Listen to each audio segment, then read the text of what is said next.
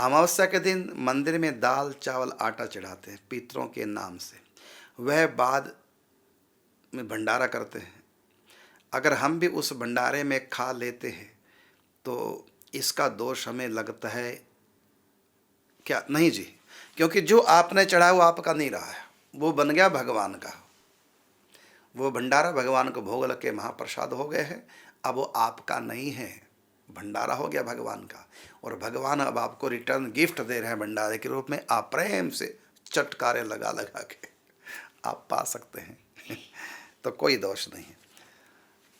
हाँ, इतना मैं जरूर कहना चाहूँगा, कहीं भी आप भंडारों में भोजन करें तो भंडारा दान से हो रहा है, तो आप भी तो कुछ दान कीजिए।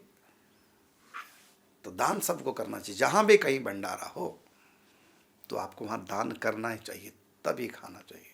या खाने के बाद दान कर दो या पहले दान कर दो बाद में खा लो, दान अवश्य, क्योंकि जितने भंडारे हैं सब दान पर ही चलते हैं। हाँ, यदि दान कोई नहीं ले रहा है, अपनी तरफ से भंडारा कर रहा है, तब भी आप पा सकते हैं।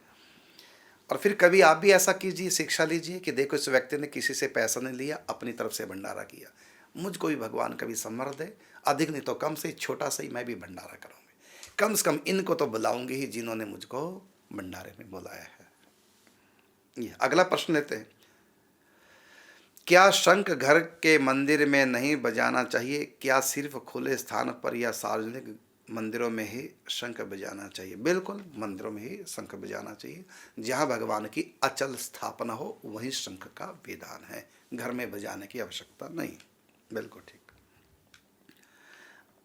अगला प्रश्न है, सुबह 4 बजे उठ करके नित्य कर्म करके पूजा करती हूँ, ठीक, क्या इस समय तुलसी दल तोड़ सकते हैं? बिल्कुल, ब्रह्म मुहूर्त में भी तोड़ सकते हैं।